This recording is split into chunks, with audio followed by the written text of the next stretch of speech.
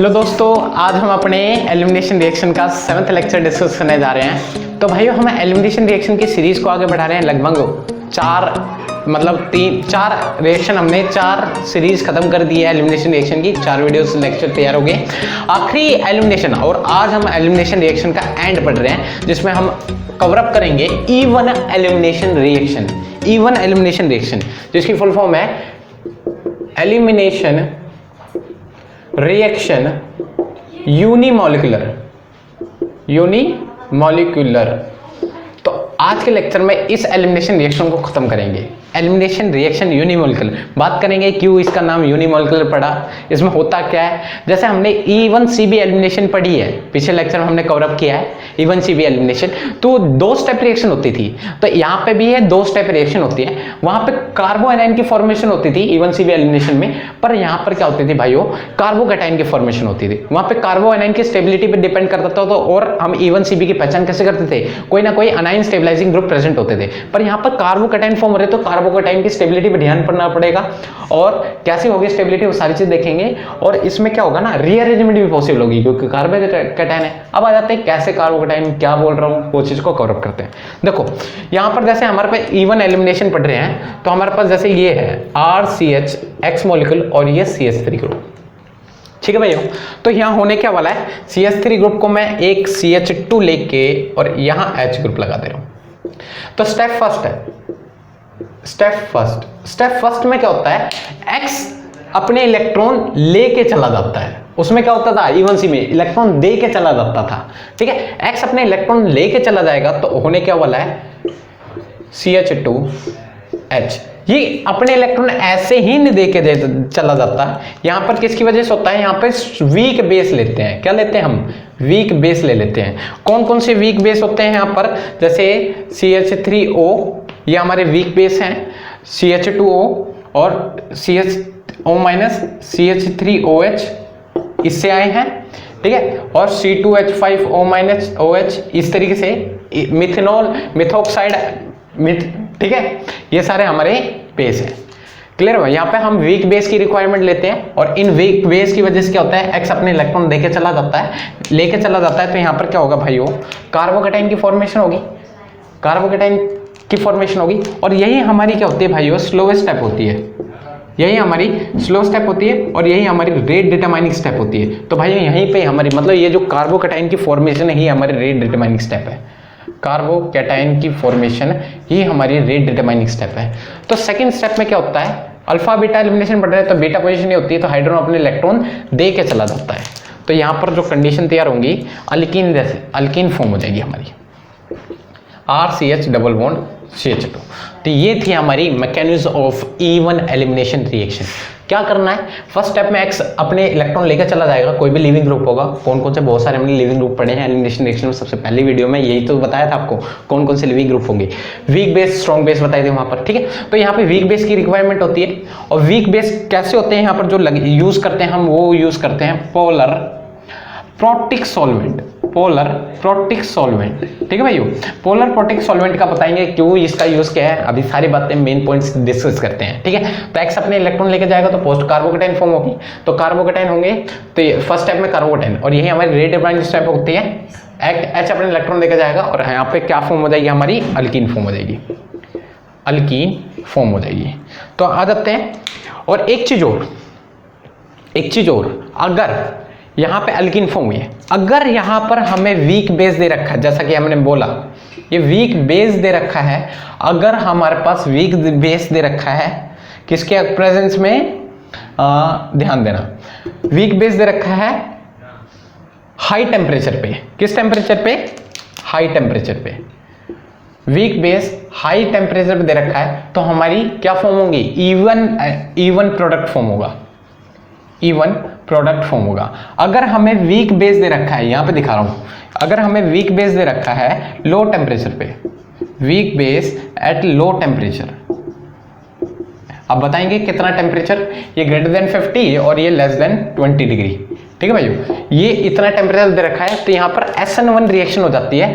SN1 reaction में क्या होगा, ये वीक बेस जो होगा हमारा, जैसे भी हमने ये ले रखा है, ये वाला तो ये CH3O माइनस न्यूक्लियोफाइलिक सब्स्टिट्यूशन कर देता है, वो इस पर आके अटैक मार देता है और यहाँ पर जो फॉर्म होते हैं हमारे वो OCH3 ग्रुप लग जाएंगे, RCH CH3OCH3। ठीक है भाई, ये हमारे SN1 प्रोडक्ट फॉर्म हो जाते हैं। क्या हो जाते हैं?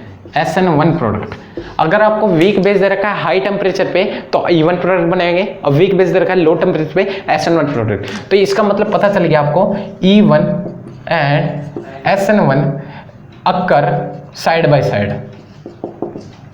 By side. तो आपको पहचानना पड़ेगा कब E1 जाएगी, कब SN1 जाएगी। E1 कब जाएगी? जब आपको वीक बेस दे रखे होंगे, दोनों वीक बेस की रिक्वायरमेंट में रिएक्शन होती है, E1 और SN1। अभी आपको सब्स्टिट्यूशन रिएक्शन पे तो आई नहीं, नेक्स्ट वीडियो सब्स्टिट्यूशन पे ही चलेगी, आखिरी लेक्चर है, नेक्स्ट से सब्स्टिट्यूशन चालू हो जाएगी, तो वहाँ पे हमें SN1 पढ़ेंगे, तो वो भी वीक बेस की रिक्वायरमेंट मांगता है। पर हाई टेम्परेचर पे E1 प्रोडक्ट मिलेगा और लो टेम्परेचर पे SN1, और वहाँ पे भी सिंपली कार्बोकेटाइन की फॉर्मेशन होती है। तो अभी तो कोई दिक्कत नहीं, आपको ध्यान रखना है वीक बेस हाई टेम्परेचर होना चाहिए हमारे पास, मोर देन 50। ठीक है, तो आपकी E1 प्रोडक्ट मिल जाएंगे और इस पे। ठीक है, तो अब बताते हैं कौन कौन सी इंपॉर्टेंट बातें हमें ध्यान रखनी है रेट डिटरमाइनिंग स्टेप पे, कौन कौन सी बातें, पॉइंट्स टू बी रिमेंबर। ठीक है, ये सारी बातें हम करते हैं। तो आपको क्लियर हो गया, यहाँ पर E1 और SN1 दो चीज बनती है। तो पॉइंट्स टू बी रिमेंबर, बहुत इंपॉर्टेंट चीज बता रहा हूं भाइयों, इसके ऊपर कॉन्सेप्चुअल क्वेश्चन आते हैं। ठीक है भाइयों, पहली बात क्या है, यहाँ पर कार्बोकेटाइन की फॉर्मेशन होती है, कार्बोकेटाइन की फॉर्मेशन होती है। मतलब यहाँ पे जो रेट होगा वो डायरेक्टली प्रोपोर्शनल होगा फॉर्मेशन ऑफ कार्बोकेटाइन की, और कार्बोकेटाइन तो फॉर्म ही हो रही है, तो स्टेबिलिटी ऑफ कार्बोकेटाइन पे डिपेंड करेगा, स्टेबिलिटी ऑफ कार्बोकेटाइन। ठीक है भाइयों, तो यहाँ जो रेट है हमारा वो स्टेबिलिटी ऑफ कार्बोकेटाइन पे डिपेंड कर रहा है। ठीक है, और स्टेबिलिटी ऑफ कार्बोकेटाइन आपने देखा है, जितना ज्यादा आपकी स्टेबल कार्बोकेटाइन होगा उतना ज्यादा आपका E1 एलिमिनेशन होगा। More stable carbocation more will be E1 product या E1 प्रोडक्ट। क्लियर हुआ? तो इतना ध्यान रखना, और डिट्टो काम SN1 में होता है। तो हम E1 की बात करें।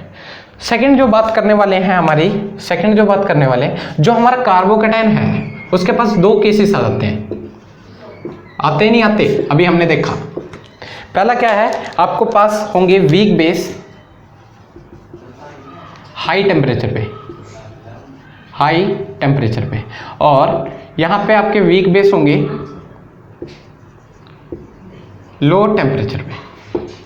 ठीक है, वीक बेस हाई टेम्परेचर पे मतलब ग्रेटर देन 50 डिग्री सेल्सियस और ये लेस देन 20 डिग्री सेल्सियस। तो आपके जो यहाँ पे जो आपके बनेंगे वो आपके E1 प्रोडक्ट बनेंगे। ठीक है, और यहाँ से वीक बेस लो टेम्परेचर में आपके बनेंगे SN1 प्रोडक्ट। तो ये थोड़ा ध्यान में रखना है। ठीक है भाइयों, तो E1 and SN1 goes hand in hand, इससे ये पता चल गया E1 and SN1 goes hand in hand. तो साइड बाय साइड ही होती है रिएक्शन। तो आपको पहचाना पड़ेगा, अगर आपके पास वीक बेस है ग्रेटर देन 50 डिग्री मतलब हाई टेम्परेचर पे तो E1 प्रोडक्ट मिलेगा, वीक बेस है आपके पास लो टेम्परेचर पे तो SN1। अगर समझ में आया हो तो लाइक सब्सक्राइब शेयर जरूर करें। ठीक है भाई, तो चालू करें, और भी बातें करनी है। क्यों, अब बात आ जाते हैं इसकी तीसरी बात, इंपॉर्टेंट बातों पे, कि इसका नाम E1 ही क्यों पड़ा, इसका नाम E1 ही क्यों पड़ा। तो यहाँ पे जो रेट है उस पे दो चीजों पे डिपेंड कर रहा है हमारे, वो कि हमारा जो ये चीज है RCH3X, मतलब हमारे इसी पे डिपेंड कर रहा है हमारा, सिर्फ रेट हमारा डायरेक्टली रिएक्टेंट पे डिपेंड कर रहा है। अगर ये जितना ज्यादा स्टेबल होगा उतना हमारा कार्बोकेटाइन की स्टेबिलिटी होगी ही नहीं होगी। तो यहाँ पर ये इसका ऑर्डर क्या है, 1 है, तो ऑब्वियस बात है यहाँ पे ऑर्डर क्या है, रेट 1 है, तो इसी वजह से इसकी यूनिमोलिकुलर बोलते हैं, यूनिमोलिकुलर एलिमिनेशन रिएक्शन। ठीक है भाई, एलिमिनेशन रिएक्शन। तो यहाँ पर रेट है, ये सिंगल रिएक्टेंट पर ही डिपेंड कर रहा है, किसी बेस पे रिक्वायरमेंट डिपेंड नहीं कर रहा है कि ज़्यादा जरूरी है बेस का होना। बेस का ज़्यादा यूज होता है सेकेंड स्टेप में, बेस का यूज है सेकेंड स्टेप में। वीक बेस मैंने यहाँ पे फर्स्ट स्टेप में लिख दिया, कोई दिक्कत नहीं। यहाँ पे डायरेक्टली रेट जो है फर्स्ट स्टेप में, और यही हमारे RDS है, first step reaction formation of carbocation. जितना ये ज़्यादा बढ़िया होगा, मतलब यहाँ पे बढ़िया जितना अच्छा होगा, एक्स लीव करेगा तो यहाँ पे जितनी अच्छा हमारा कार्बोकेटाइन फॉर्म होगा उतना ही हमारा अच्छा रेट जाएगा, मतलब उतना ही अच्छा इवन एलिमिनेशन जाएगा। तो इस चीज़ को नोट करें, ठीक है, ये चीज़ आपको क्लियर होगी। अब आते हैं, और आपको जैसा कि बताया कि बेस सेकंड स्टेप में यूज होता है, सेकंड स्टेप हमारी आरडीएस नहीं है, तो यहां पर concentration of base is unaffected the rate या रेट डिटरमाइनिंग स्टेप आरडीएस, ठीक है, ये हमारे रेट डिटरमाइनिंग स्टेप पे कोई फर्क नहीं करेगा। तो यहां पर रेट हमें मतलब ऐसा रिएक्टेंट लेना पड़ेगा जिससे कार्बोकेटाइन कैसा फॉर्म हमारा स्टेबल फॉर्म हो, और कार्बोकेटाइन की स्टेबिलिटी आपने देखी है, मेसोमरिक स्टेबलाइज होती है, हाइपर कंजुगेशन देन इंडक्टिव, ठीक है, और वो एक साइक्लिक ग्रुप बढ़िया अच्छे खासे एरोमेटिक होना चाहिए, anti aromatic non aromatic compounds के थ्रू स्टेबिलिटी मिलती थी। तो ये तो आपको क्लियर होगी ये बातें। अब आ जाते हैं अपने फोर्थ बातों के ऊपर कि हमारे सॉल्वेंट यूज किए हैं। पहले बात आ जाते हैं वीक बेस क्यों लिए भाई। वीक बेस लेने का क्या बात थी, अगर हम वीक बेस लेते हैं तो आपको पता है जैसे यहां पर हमने रिएक्शन करवाई थी RCH3X, वीक बेस होने की वजह से क्या होता है, X अपने इलेक्ट्रॉन लेके जाता है, तो यहां पर क्या होती है, कार्बोकेटाइन की फॉर्मेशन होती है, नहीं होती, ये क्लियर हुई बात। हाँ भाई, तो अगर हम स्ट्रॉन्ग बेस यूज करेंगे वो कार्बोकेटाइन की फॉर्म होने का इंतजार ही नहीं करेगा, जैसे ये बाहर निकलेगा तुरंत वो, जैसे हमने ले रखा है CH3O-, ये हमारे अगर हमने ले रखा है ये तुरंत बढ़ जाएंगे और यहाँ पर कार्बोकेटाइन की फॉर्मेशन नहीं होगी, डायरेक्टली वन स्टेप रिएक्शन होकर E2 एलिमिनेशन हो जाएगी, ठीक है भाइयों। तो हम यहाँ पे स्ट्रॉन्ग बेस नहीं लेंगे, वीक बेस लेंगे कि हमारे कार्बोकेटाइन को क्योंकि हमें वेट करे कार्बोकेटाइन की फॉर्मेशन का, तुरंत अटैक ना मारे। अगर हम स्ट्रॉन्ग बेस लेंगे तुरंत वो अटैक मार देगा और तुरंत हमारे क्या बना देगी, E2 प्रोडक्ट बना देगा, ठीक है। इवन एलिमिनेशन में वीक बेस लेने का फायदा ये हुआ कि हमारे कार्बोकेटाइन फॉर्मेशन हुए। अगर हम स्ट्रॉन्ग बेस लेता वो इतना वेट नहीं करता, तुरंत अटैक मार अल्कीन बना देता है, ठीक है भैया। तो इस चीज को थोड़ा ध्यान रखना है, वीक बेस लेने का ये बात हुई। अगर हम स्ट्रॉन्ग बेस लेते तुरंत अटैक मार अल्कीन बना देता, वो X नेगेटिव आयन का रिमूवल होने का कोई वेट नहीं करता, ठीक है। नेक्स्ट जो बात करते हैं, फिफ्थ जो बात करने जा रहे हैं वो सॉल्वेंट हमारा कैसा है। यहां पे हमने जो सॉल्वेंट यूज किया है वो सॉल्वेंट यूज किया है polar protic solvent. Polar protic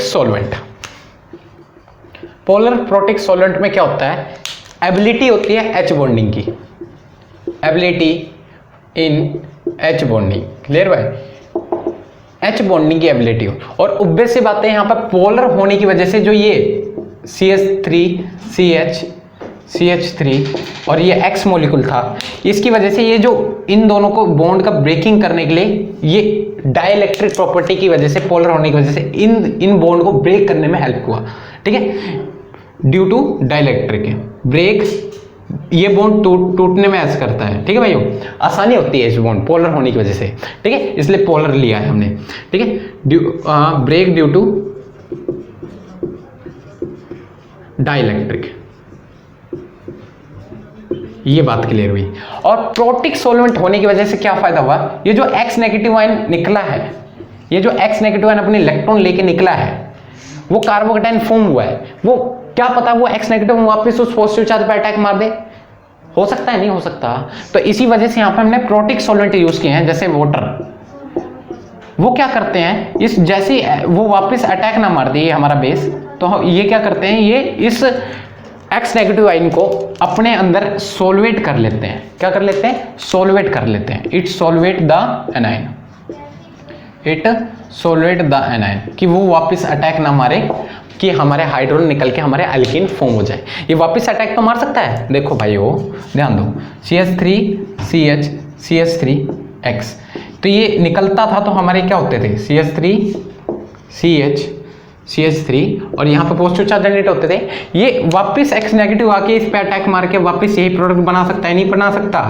तो इसलिए वापस अटैक ना मारे, यहाँ पे प्रोटेक्ट सॉल्वेंट यूज कर लेते हैं, क्योंकि यहाँ पे ये सॉल्वेट कर लेता है ना इनको, और जिसकी वजह से वापस अटैक मारने नहीं जा पाता, फिर हमारे हाइड्रोजन निकलते हैं, अल्किन फॉर्म हो जाता है। ठीक है भैया, तो इसीलिए हमने वीक बेस और पोलर प्रोटेक्ट सॉल्वेंट का यूज किया है। लास्ट जो बातें इंपॉर्टेंट टर्म है जिनको हमें खत्म करनी चाहिए, लीविंग ग्रुप टेंडेंसी। मतलब हमारा जो ये लीविंग ग्रुप है X नेगेटिव, जितनी आसानी से लीव करेगा उतने ज्यादा हमारा डिपेंड करेगा, मतलब यहाँ पर रेट है वो डायरेक्टली प्रोपोर्शनल होगा, rate is directly proportional to leaving group tendency. Leaving group tendency मतलब अगर हम ले लेते हैं फ्लोरीन, क्लोरीन, ब्रोमीन, आयोडीन में, तो इनके ऊपर अनायन बन रहे हैं। ठीक है भाई, ये हमारे लिविंग ग्रुप लीव करके, तो अच्छे लिविंग ग्रुप कौन होंगे, जो लिविंग ग्रुप की बात, जिनका साइज बड़ा वो ज्यादा अच्छा लिविंग ग्रुप। ठीक है भाई, तो ये हमारे लिविंग ग्रुप टेंडेंसी। ठीक है, तो इस चीज पर थोड़ा ध्यान रखना है। आ जाते हैं अब अपने चलते हैं इसके क्वेश्चन। तो भाई यहाँ जो इवन एलिमिनेशन है ये क्या करता है, डिहाइड्रेशन करता है, डिहाइड्रेशन ऑफ एल्कोहल। पहला हम देख रहे हैं डिहाइड्रेशन ऑफ एल्कोहल, छोटे मोटे क्वेश्चन है, खत्म करते हैं। डिहाइड्रेशन ऑफ एल्कोहल, तो भाई हमने टर्शियरी एल्कोहल ले लिए और इसमें हम क्या डाल रहे हैं, H2SO4 in the presence of H+।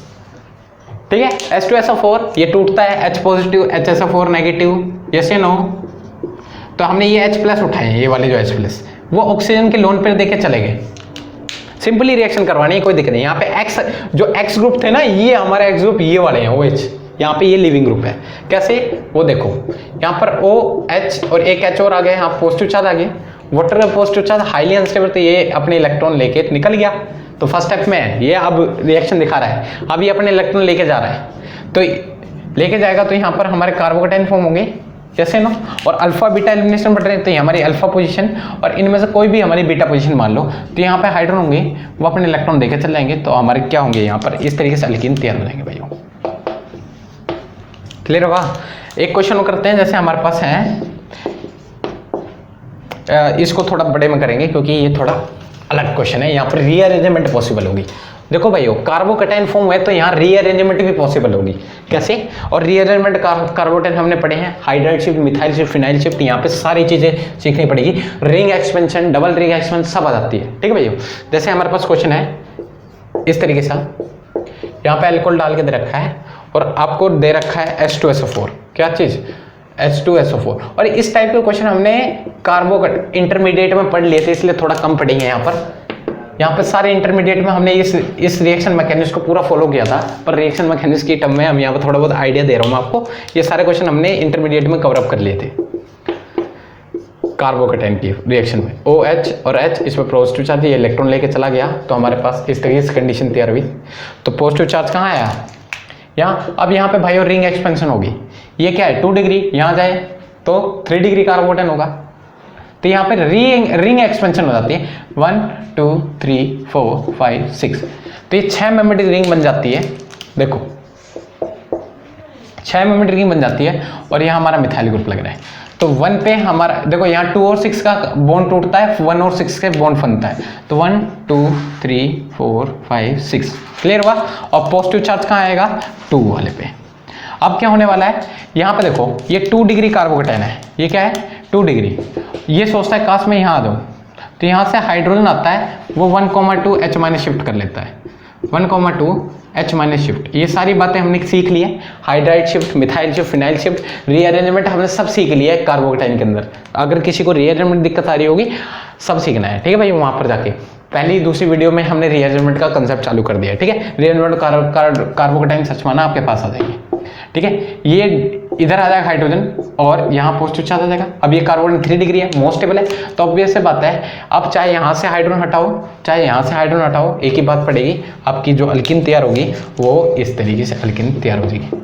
ठीक है, मैंने यहाँ से हटाया तो यहाँ पे अल्किन तैयार हो जाएगी। क्लियर हुआ, क्लियर हुआ या नहीं हुआ, क्लियर हो गया।